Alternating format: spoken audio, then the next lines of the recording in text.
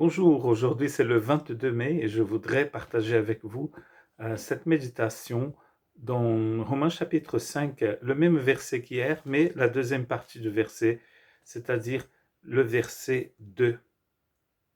À qui nous devons d'avoir eu par la foi accès à cette grâce, dans laquelle nous demeurons fermes et nous nous glorifions dans l'espérance de la gloire de Dieu. Nous nous glorifions dans l'espérance de la gloire de Dieu. Depuis le début du chapitre 5, nous avons vu que nous avons d'abord la paix avec Dieu par notre Seigneur Jésus-Christ, grâce à son sacrifice à la croix, grâce à sa mort et grâce à sa résurrection. Nous avons été donc déclarés justes et maintenant, par la foi, nous avons accès à la paix avec Dieu.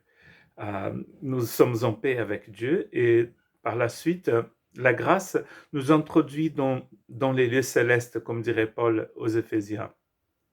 C'est-à-dire que nous rentrons dans la présence de Dieu, dans la présence même du roi.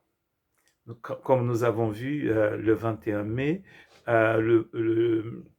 l'accès ici, c'est un accès à la présence de la majesté divine, à la présence du roi. Une fois que nous sommes dans la présence du roi, tout le temps, tous les jours, quotidiennement, nous avons donc maintenant, nous pouvons demeurer fermes dans l'espérance de la gloire de Dieu. Nous pourrions poser la question, qu'est-ce que ça veut dire vraiment?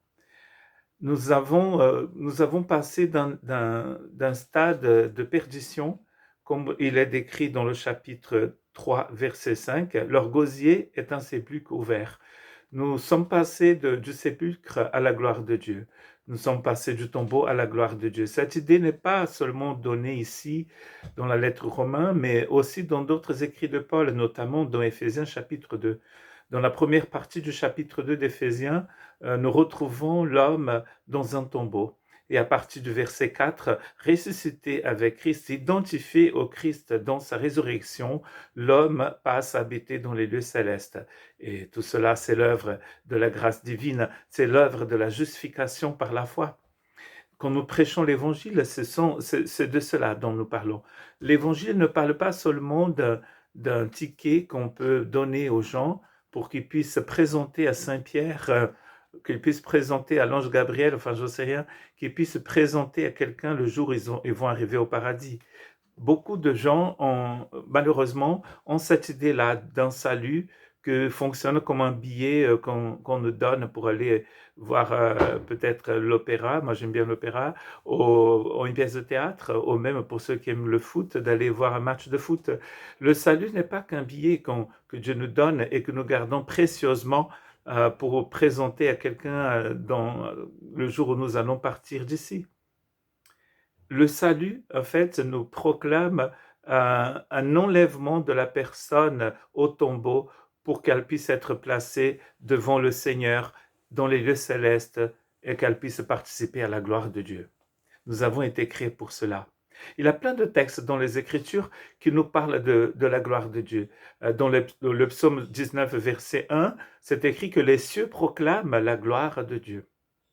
Dans Ésaïe chapitre 6 aussi, Ésaïe nous parle de la gloire de Dieu qui se manifeste dans le temple.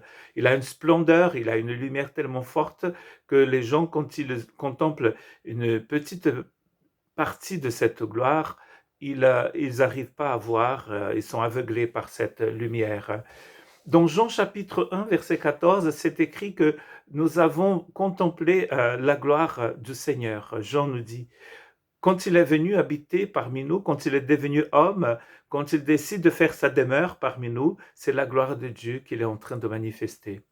Et dans le chapitre 2, quand Jésus change de l'eau en vin, c'est écrit que le jour où Jésus a changé de l'eau en vin, il a manifesté sa gloire. Et du coup, les disciples ont cru en lui, ont mis leur confiance en lui. C'est le premier miracle décrit dans les évangiles aux noces de Cana en Galilée.